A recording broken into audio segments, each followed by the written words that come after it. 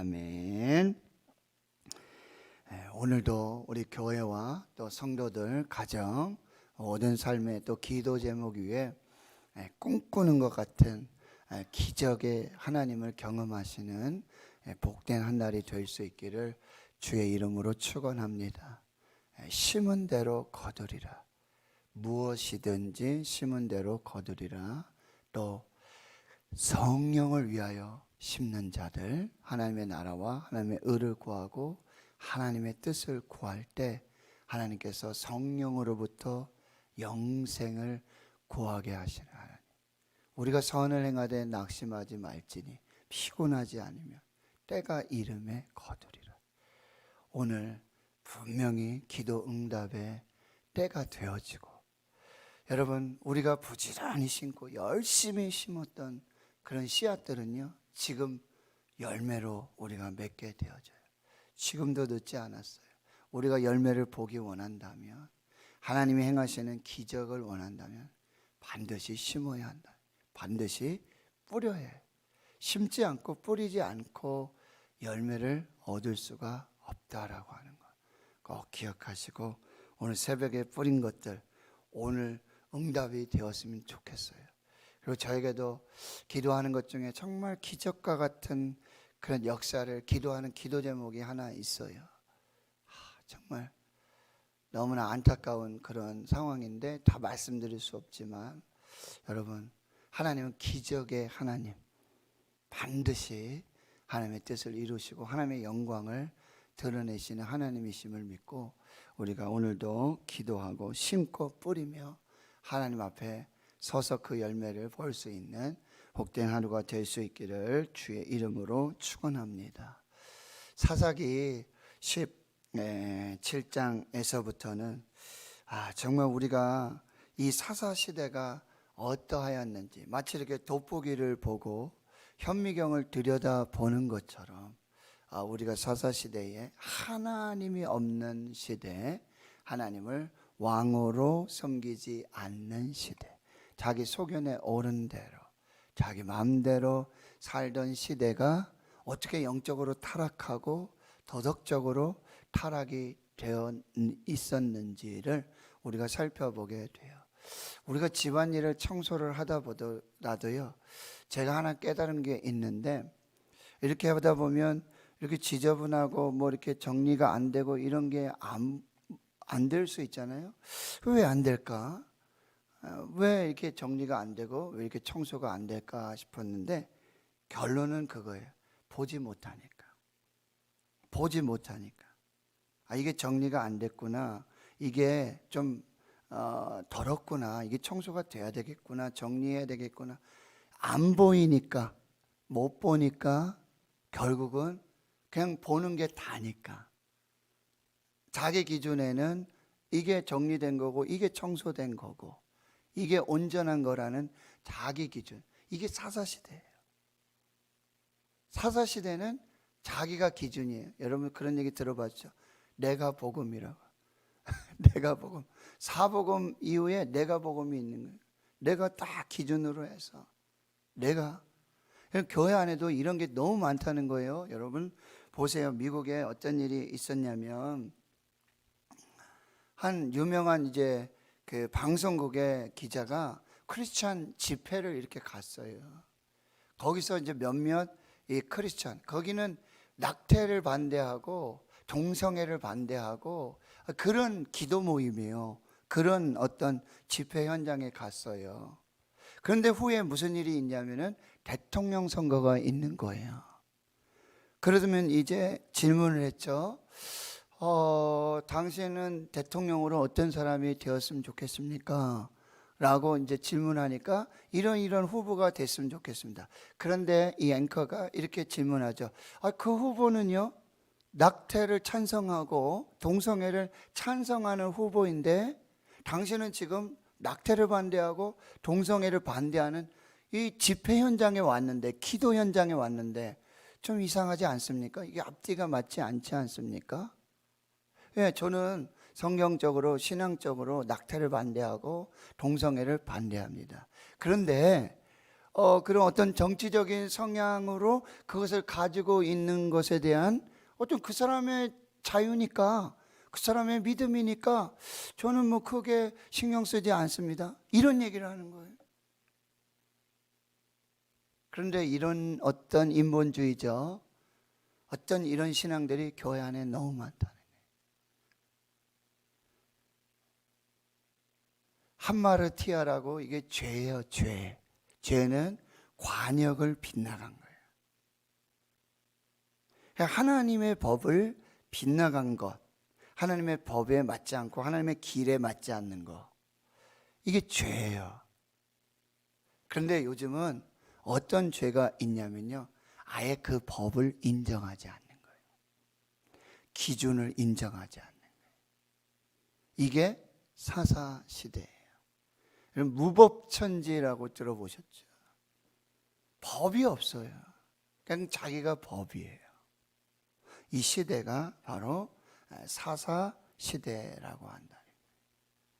그래서 우리가 이 말씀을 이렇게 보면서 지금 뭐 수천 년 전의 이야기지만, 이스라엘에 있었던 이야기지만, 여러분 우리가 말씀을 읽고 성경을 읽을 때 굉장히 중요한 거는, 그러면 이 컨텐츠, 이 내용, 이 사실, 이 진리가 오늘 나에게는 어떤 의미가 있는가?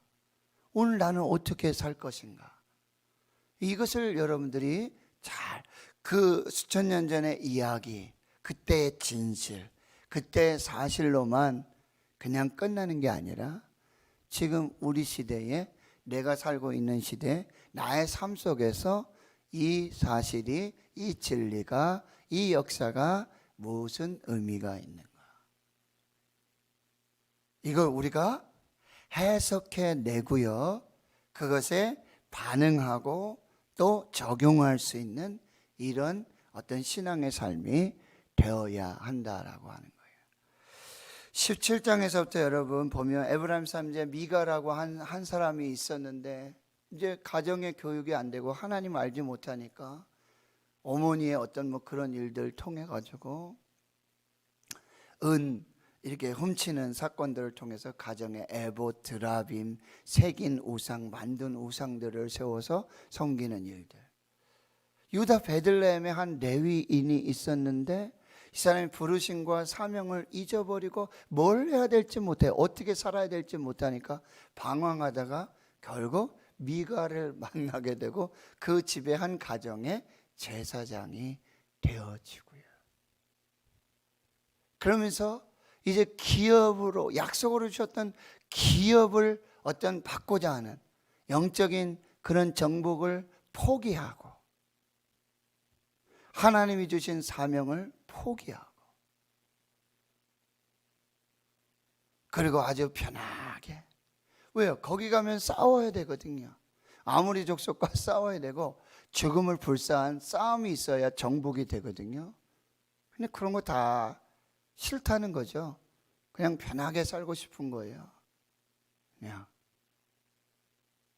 그래서 이 단지파가 이제 다른 어떤 기업을 얻고자 이렇게 행동하는 이야기들. 그러면서 또 미가를 만나고 거기 제사장을 만나고, 그러고는 물어보잖아요. 우리가 지금 계획하고 있는 게 이렇게 맞을 것 같냐, 어떻게 될 것 같냐, 하나님께 좀 물어봤으면 좋겠다. 이렇게 여러분 하나님을 향한 열망, 정말 하나님의 뜻을 알고 싶어서, 정말 하나님의 계획을 알고 싶어서, 그렇게 제사장을 통해서 하나님의 뜻을 알고 싶어서 질문한 게 아니에요. 그냥 종교적 위안을 받고 자기가 원하는 대답을 좀 듣고 싶어서 그렇게 이 정탐꾼 5명이 그 이야기를 듣고는요, 그리고 이 레위인도요, 부르심과 사명이 없으니까 하나님의 진리로, 하나님의 뜻으로 해석해 주는 게 아니에요. 그냥 이게 하나님의 뜻인 것 같습니다 라고 근거 없는, 하나님의 이름을 빙자하고 있지만 하나님의 뜻과 계획과는 전혀 상관없는 근거 없는 그런 해석과 그런 신탁을 해주게 되어지죠. 그리고 이제 그것을 믿고는요, 이제 그 사사시대, 하나님을 모르는 시대, 하나님을 아는 지식이 없을 때 이런 거짓된 확신들, 그리고 자기 합리화, 하나님을 그냥 이렇게 갖다가 붙이는 거예요. 오늘 가다가 내가 무슨 뭐 일이 있든지 사고가 났다든지 어떤 뭐 좋은 일이 생긴다든지 그냥 거기다 갖다가 하나님을 붙일 뿐이에요. 그렇게 살고 있는 지금 이 사사시대. 그래서 호세아 선지자를 통해서 4장 6절에 내 백성이 지식이 없음으로 망하는도다. 내가 지식을 버렸으니 나도 너를 버려 내 제사장이 되지 못하게 할 것이요 내가 내 하나님의 율법을 잊었으니 나도 내 자녀들을 잊어버리리라. 잠언 1장 7절에 여호와를 경외하는 것이 지식의 근본, 지혜의 근본이라고 했어요. 근데 이 지식을 잃어버렸어요. 잊어버렸어요. 버렸어요. 그랬더니 나도 너를 버리겠다. 네가 나를 버리니 나도 너를 버릴 것이고 나의 율법을 너희들이 잊어버렸으니 나도 너의 자녀들을 잊어버릴 거다. 하나님이 엄청난 심판의 말씀을 하세요. 호세아 6장 3절에 가면 다시 그러므로 우리가 여호와를 알자, 힘써 여호와를 알자. 여호와를 아는 지식이 우리를 살리고 있다라고 하는 걸 반증해 주는 거죠. 호세아 6장 6절에 나는 인애를 원하고 제사를 원하지 아니하며 번제보다 하나님을 아는 것을 원하노라. 이건 예수님께서 그대로 인용하셔서 설교하신 말씀이에요. 너희들의 수많은 번제와 너희들의 많은 그런 소와 양과 이거 필요 없다는 거죠. 하나님을 아는 것 원한다. 하나님은요, 시편의 말씀에 이 천천의 순양 만만의 그름, 이게 다 누구의 것이냐 그랬죠. 다 하나님의 것이에요. 그게 부족해서 우리에게 그런 재물을 원하고 그런 예물을 원하시는 하나님이 아니시라는 거죠. 너희들이 잘못 알고 있다는 거예요. 우리는 하나님을 아는 지식이 우리를 살린다는 거예요. 하나님 잘못 알고 있으면 잘못된 신앙을 계속해서 살게 되어진다라고 하는 건 우리가 꼭 기억해야 한다는 거예요. 그리고는 이제 5명이 이렇게 해서 저쪽 북쪽에 라이스 가서 정탐을 다 하고는 거기는 시돈과도 멀고 어떤 관계가 안 되니까 아주 평화롭게 한가하게 그냥 뭐 잘 살고 있는 그 땅을 보고 와서는 이제 우리가 정복하러 가자는 거예요. 방향이 잘못됐잖아요. 그들에게 기업으로 약속된 땅이 있었어요. 그 기업으로 갔어야죠. 거기를 정복해야죠. 방향이 달라요. 그리고는 이제 다시 라이스로 600명의 이 병사들, 무기들과 함께 이제 가다가 다시 이제 미가의 집에 머무르게 되는 거예요. 오늘 이야기가 14절에 그렇게 시작되고 있는 것입니다.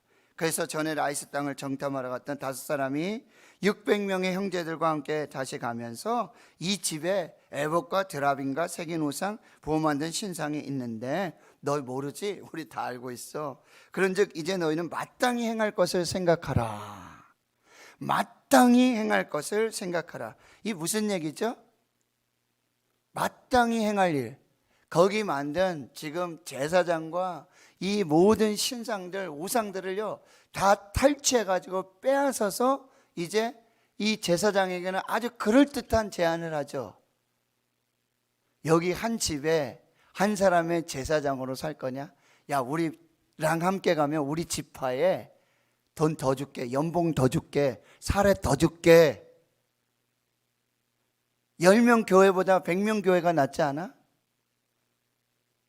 그런데 이 레위인이 그 제안을 기쁘게 받습니다. 여러분, 이 단지파의 사람이 마땅히 해야 될 일이 뭐예요? 그걸 빼앗아서 자기 것으로 소유해서 자기가 섬기는 우상으로 만드는 게 아니라 마땅히 해야 될 일이 뭐죠? 그 우상을 버려야죠. 그 우상을 완전히 무너뜨려야 되죠. 그 우상을 불태워야 될 거 아니에요. 잘못 가고 있는 것입니다. 20절에 그 제사장이 마음이 기뻐하여 에봇과 드라빔과 새긴 우상 받아가지고 그 백성 가운데로 가고 있다. 여러분, 이 레위인 청년은 뭐 레위인으로서의 어떤 부르심, 사명 이런 거 하나도 없어요.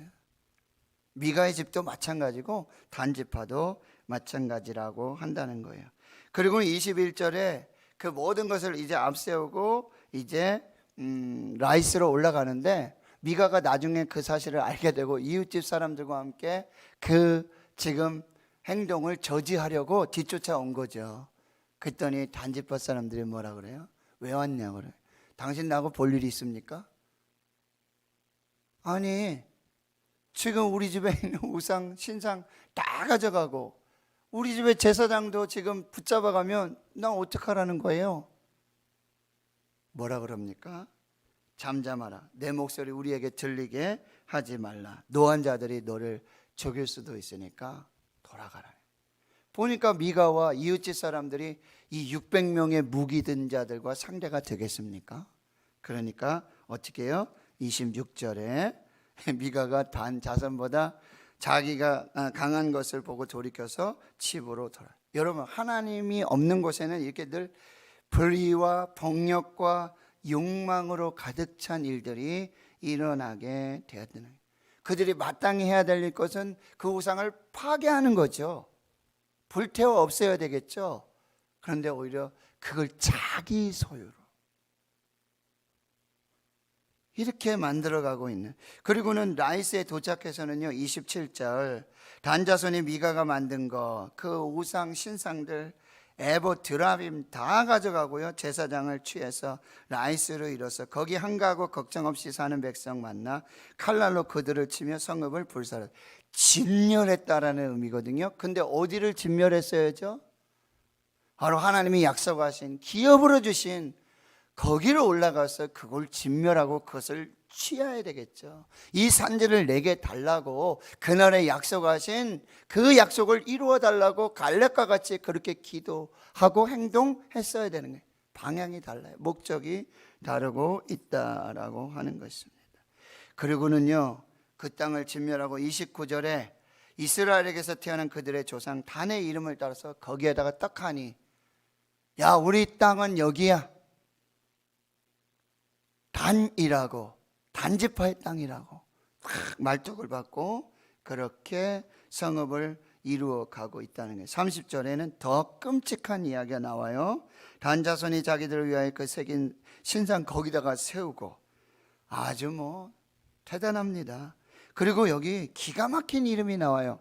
모세의 손자 게르솜의 아들인 요나단, 그의 자손은 단지파의 제사장이 됐다. 이 모세의 손자, 이 사람이 진짜 하나님의 종 모세인가? 홍해를 갈랐던, 광야 40년에 이스라엘을 인도했던 모세인가? 그 모세의 손자인가? 어느 본문에는 이게 므낫세라고 또 이렇게 기록이 되어 있어요. 그래서 저도 이게 깊은 연구가 없었기 때문에 여러분에게 이게 모세입니다라고 말씀드릴 수가 없겠는데, 그런데 상황이 지금 그런 상황이에요. 그리고 그 땅 백성이 사로잡히는 날까지, 여러분 이제 그 단 지역은 어떻게 돼요? 나중에 다윗이 왕이 되고 솔로몬 왕이 지나서 나라가 분열되잖아요.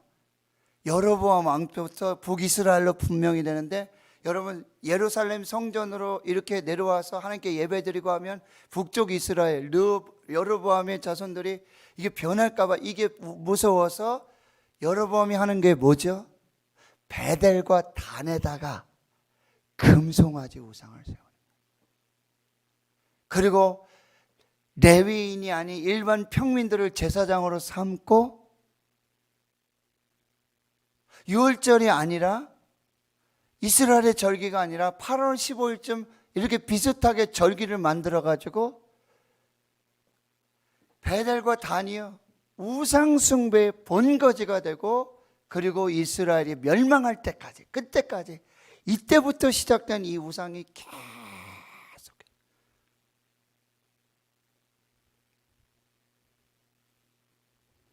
31절에 보면 하나님의 집이 실로에 있었다며. 지금 성전이 짓기 전이니까.